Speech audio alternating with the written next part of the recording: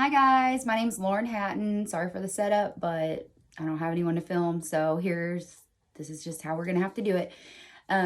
Today I'm going to be talking to you about family reunification. I feel like this is a major flaw in our system today. What is the issue with reunification? Reunification with their birth parents is the primary goal, obviously. It's great in theory. But as we all know, that's just not the case all the time. I mean, logically speaking, of course, it's best for a child to be with their parents. It saves the trouble of trying to place them in a new home and the expense of trying to find foster parents or foster homes for them. However, reunification with their birth parents is usually at the expense of the children.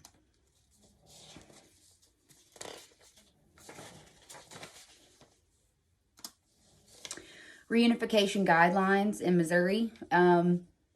This is pretty well across the board. I went through some pretty generic ones, and I've linked where I found all my information below at the bottom of my slide. So your guidelines are pretty generic. Can you keep your kids safe at home? While the children are in foster care, the agency will regularly assess your family's strengths, needs, and progress towards resolving the issues that caused your children to be placed in care initially. So they'll be going over your family with a fine-tooth comb, trying to figure out why this has happened, why we got to this point. Second point, you can meet your children's needs. The agency will work with you to ensure that you can provide a safe place for your children to live, enough food to eat, medical care, emotional support, among other things that are necessary for a child's well-being. Next, you are prepared to be a parent. You're prepared to be a parent by learning how to strengthen your parenting skills and well-being to get help and the support that you need. Some people need a little extra help learning how to be a parent. You know, they weren't raised, quote unquote, the right way. They don't know what is expected of them. They just do what they were taught. So sometimes it requires a little extra help learning how to actually be a parent.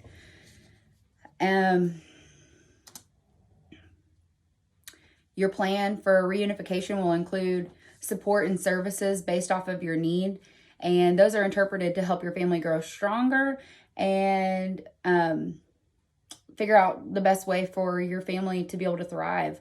This can mean different things such as counseling for you and or your child. So, if there's been some kind of sexual abuse or something, it's possible that it would be a requirement for you and your child to go at the same time, you individually, your child individually, or both.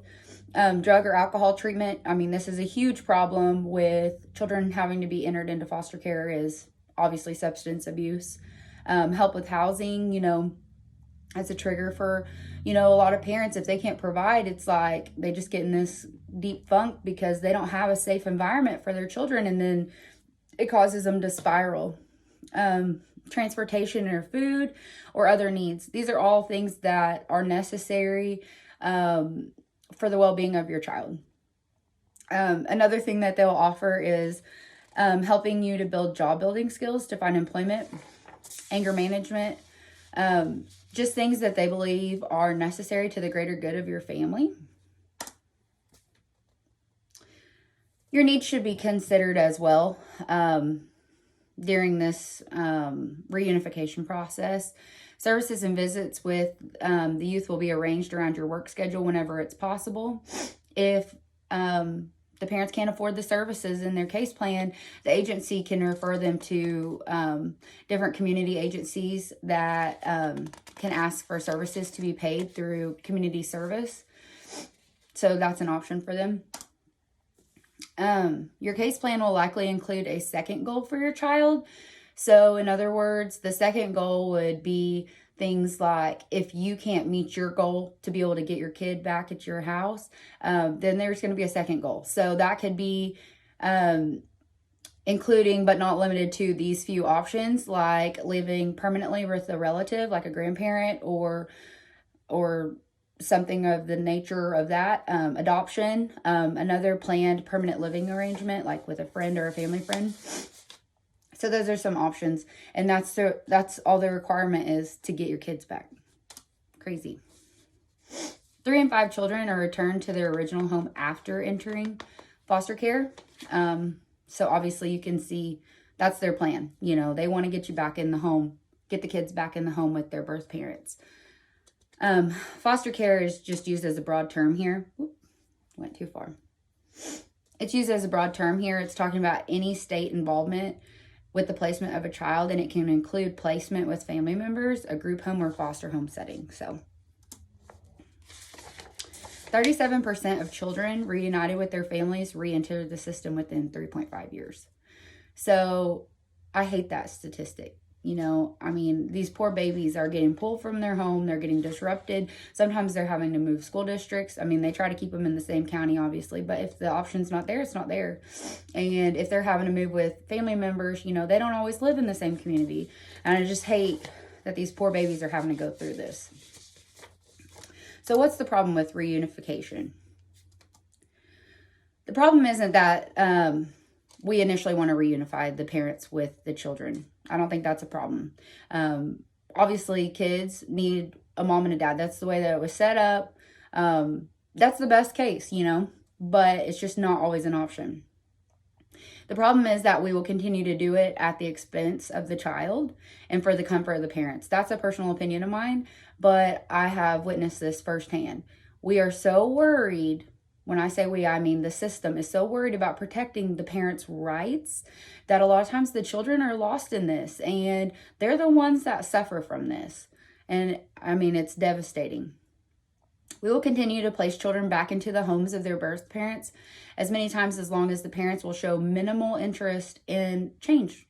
The courts say that it shows that there's still hope. I've witnessed this firsthand.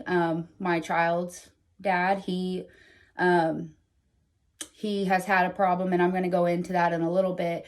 The court gave him a few things for our plan, you know, for our parenting plan. They wanted him to do a weekly drug test. His insurance pays for it, so no out-of-pocket expense, but a weekly drug test. He can see my daughter with a supervised visit every Saturday for 4 hours. He's done one since last October. And he has to pay child support. But every time we go to court, he'll, you know, he's paid $50 here or there, whatever. And he says all the right things. You know, he loves her. He wants to be in her life, but has done one drug test in a year. But the judge continues to allow this to continue because he's showing an interest. He's saying the right things. And it's cost me a lot of money out of pocket because he says the right things. It's just very frustrating. Reunification after 12 months was associated with increased re-entry risk overall. So rushing them to get home isn't necessarily what's best for the kids. Obviously, they want to go home to their mom and dads. That's who they love. That's what they know, you know. They want to go home. But sometimes it's in their best interest to let the parent take some time to heal from whatever problems that provoked this in the first place. Why is this so personal to me? This is my baby girl. She's beautiful. She's 2 years old. Her name's Waylon. Her father is a drug addict. He got in an accident. He was prescribed some pain medicine, and it evolved into a big problem. I've been fighting since last October as an advocate for her. And I have seen firsthand how the courts are just doing everything to protect his rights. It's so frustrating. I'm willing and able parent. I'm 30 years old. I'm established. I have a good job. And, but they want him in her life. And I want him in her life if he's clean and sober. But 3 years into this and he's not, you know. So it's very frustrating. So what can we do to fix this? Understanding that, yes, everybody makes mistakes. I have some great friends who were amazing people all my life, great parents, and fell into this trap of drug addiction, and it was terrible for her and her children. and they were taken from her. However, she checked herself. It wasn't mandated. She checked herself into a long-term facility. She goes to therapy. She's going to counseling. The kids are going to counseling. She's trying to figure out why she had this addiction, why she reached out in that sense. And she's getting her kids back. I mean, she's taking the steps. She knows it's going to take time and she wants it, So I know that it can happen. I know that change can happen. So I'm not saying, oh, if you mess up, they should be taken from you forever. I don't think that's true. But why so many times? Like, we'll just keep bringing them back. And it's not for the good of the kids at that point. So number 2, trying to understand that the birth parent better. Is this all they know? Like, what was their environment growing up? Were they set up for failure? They were abused or neglected or sexually abused or exploited, If that's the case, let's get them some therapy. Let's get them to figure out what's going on. Let's get them in some parenting classes. I think that should be mandatory, not suggested. Like, you have to complete not 1 month of it, but several months of it, because you don't learn a new behavior. You don't learn a new lifestyle in 1 month. I couldn't learn a new lifestyle in 1 month. They need several months of that before the kids are placed back in their homes. And lastly, stop giving the parents virtually unlimited chances.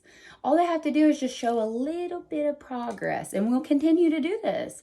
I mean, my brother and sister-in-law are foster parents, and they go through this because the parents, say the right things. They might show up. They have a 7-hour visit, literally 7 hours. Like, 7 hours. And they'll show up for 30 minutes of it. Well, the judge says, well, they're trying, No, I mean, it's just crazy. This has been going on for a year in their case, and those parents they're not trying to do anything to take those rights away. I just feel bad about the system. It's kind of a hard thing because, first of all, there's just not a lot of money, to work with. Second of all, there's not a lot of foster parents out there. The system is trying. I do think that. I think they want to do its best for the kids and for the parents, but it's just getting lost out there. And so I just feel like at this point, it's a broken system, and all we can do is just try to rack our brain and see what we can do to advocate for these kids and keep an eye out and keep pushing. That's all we can do. Thanks so much for listening. Bye.